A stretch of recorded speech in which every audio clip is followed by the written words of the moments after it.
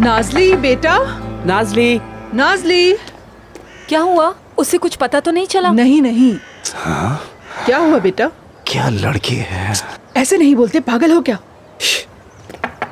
नाज़ली, नाज़ली तुम ठीक हो ना?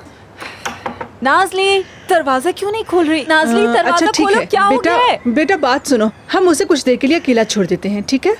कुछ गलत तो नहीं कर देगी ना वो? अरे नहीं बेटा, मेरी बेटी इतनी डरपोक नहीं है, बस उसे थोड़ी सी उम्मीद दिख गई होगी और कोई बात नहीं है। नाज़ली, मेरी जान तुम ठीक हो ना? हम वापस जा रहे हैं।